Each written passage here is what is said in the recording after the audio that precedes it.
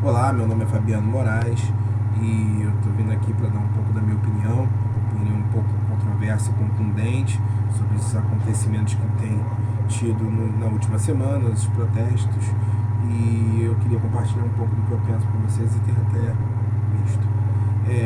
A primeira coisa grande que eu gostei desse movimento é que ele é um movimento político. Claro, a gente está falando de política e quer mudar a política, mas um movimento apartidário, um movimento que a gente não pode culpar PT, PCdoB, PSDB ou democratas, qualquer um partido, porque é um movimento que está acontecendo no Brasil inteiro, sejam de estados e governos que apoiam o governo federal ou o governo de oposição. Então, as pessoas não estão fazendo isso por causa de nenhum partido, não dá para culpar nenhum partido. Inclusive hoje eu acabei de ver uma notícia de que os manifestantes estavam vaiando pessoas que estavam com bandeira de partido. Isso é muito bom, excelente. Então não tem como nenhum político chegar lá e falar: ah, não, isso daí é coisa de movimento da oposição, coisa do tipo, não tem como falar. Segundo, que ele é um primeiro grande movimento brasileiro feito por redes sociais. Isso é uma coisa histórica, já aconteceu em outros países, como a Turquia, e agora está acontecendo no Brasil, e não tem influência nenhuma da grande mídia escrita, ou telejornal ou rádio. Isso tudo foi orquestrado, foi tudo impulsionado por redes sociais, Facebook, Twitter, etc.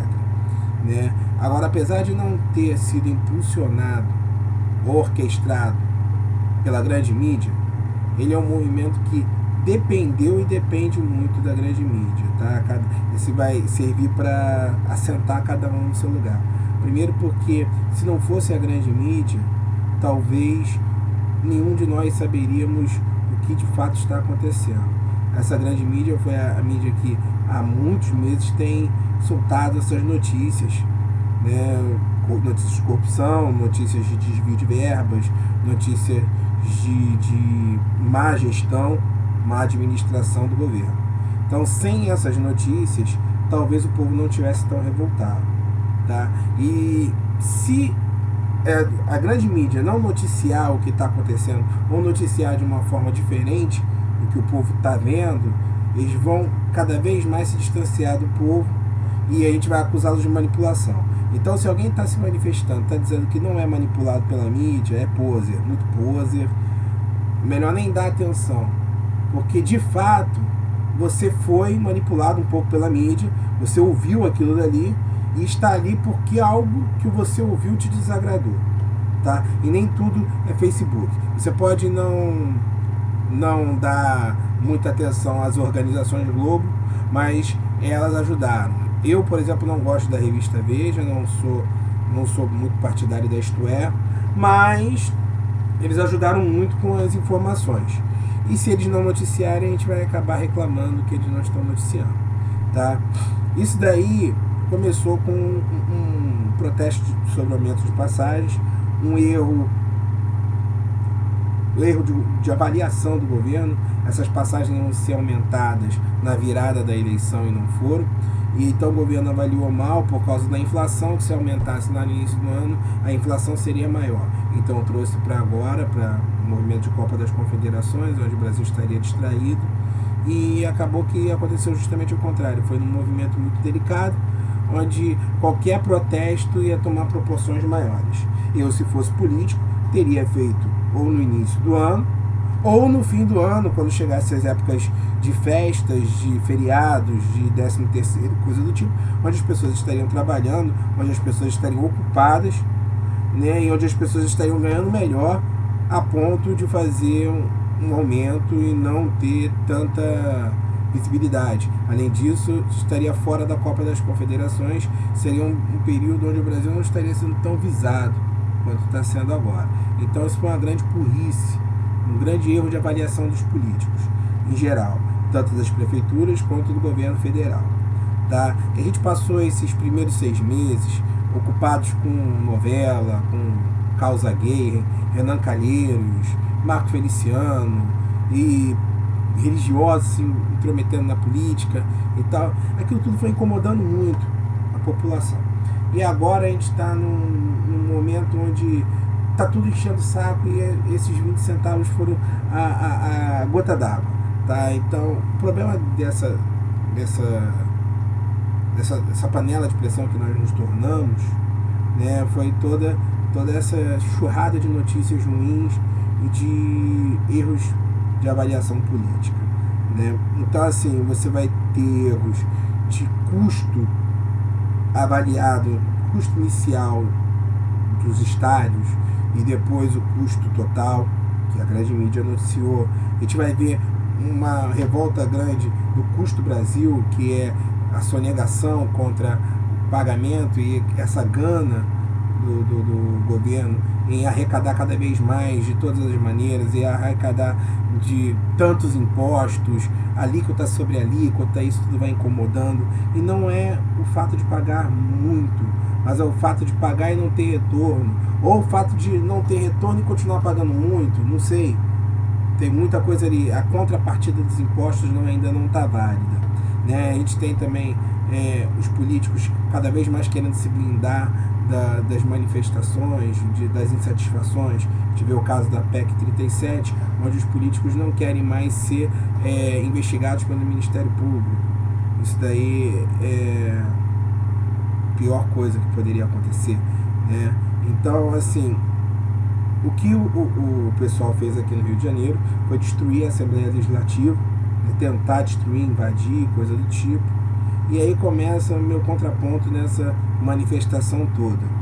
Até isso tudo tá tudo muito legal, tudo muito bom, todo mundo protestando, todo mundo reclamando de tudo, mas a melhor forma de destruir a Assembleia Legislativa é com voto, é vocês votando direito.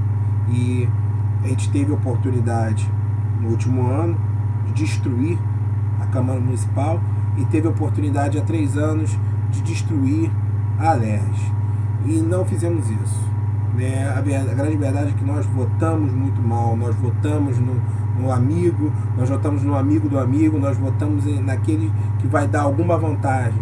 Todos nós vendemos nosso voto.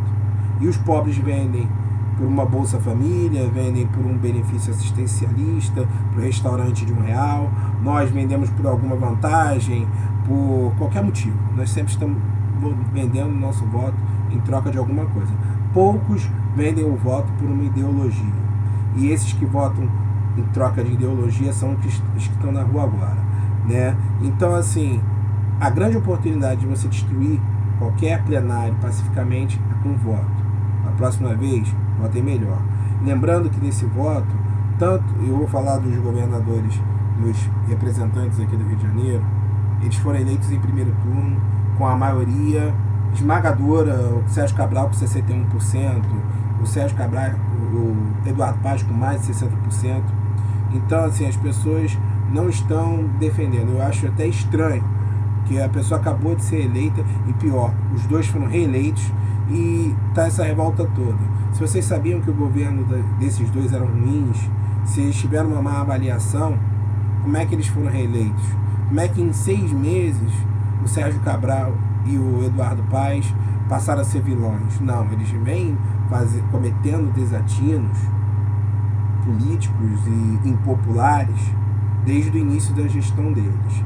Então, e outra grande coisa para falar é que as pessoas vão muito nos cargos majoritários, mas não prestam atenção nos votos distritais, não prestam atenção em quem vota em deputado, senador ou mesmo vereador, e são esses que movimentam muito mais, ganham muito mais do que qualquer político majoritário que está ali na linha de frente, né? Esses deputados, senadores e vereadores nomeiam secretários, assessores e coisas do tipo que fazem a máquina da corrupção, tá?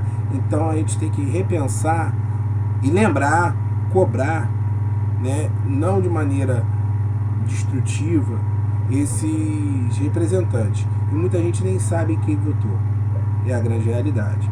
Não sabe, não lembra, não importa. Na época que a gente está discutindo política, na época pré-eleição, as pessoas estão reclamando que a gente está usando o Facebook como papel partidário, tá reclamando que, não, o Facebook não é lugar para ficar falando de política, vamos compartilhar piada, vamos compartilhar sacanagem. Aí acontece isso depois. Então a gente teve a oportunidade e não aproveitou. E aí, o problema de não ter nenhuma liderança é que o protesto perdeu o foco. A gente gostou muito de estar protestando, mas agora a gente não sabe muito bem o que ele está protestando. Perdeu o foco do aumento de passagem e agora está todo mundo protestando por tudo e não sem motivo. Está todo mundo puto com tudo, está todo mundo aborrecido, está todo mundo querendo falar, mas vocês têm que saber o que vocês vão falar, né? Se aparecer um representante, eu vi nas notícias recentes que já estão querendo dialogar, com quem vão dialogar, sobre o que vão dialogar, quem está representando? Ninguém, né? E aí me vem à mente um representante, vão vir pessoas oportunistas, artistas, personalidades, e pode ser que surja um novo Lindbergh, né? Que aí vai pegar o microfone e vai dizer assim, nós estamos brigando por isso, nós queremos isso e aquilo, e daqui a pouco se torna o mesmo. Então a gente precisa saber o que vai reclamar com quem. Poucos que estão lá reclamando sobre dinheiro de passagem, aqui no Rio, sabe quem é Júlio Lopes ou Harold de Oliveira. Até mesmo devem ter votado neles. E são os responsáveis pelo transporte caótico, horrível que a gente tem aqui no Rio de Janeiro. Tanto em qualidade quanto em preço. Houve uma melhora? Houve.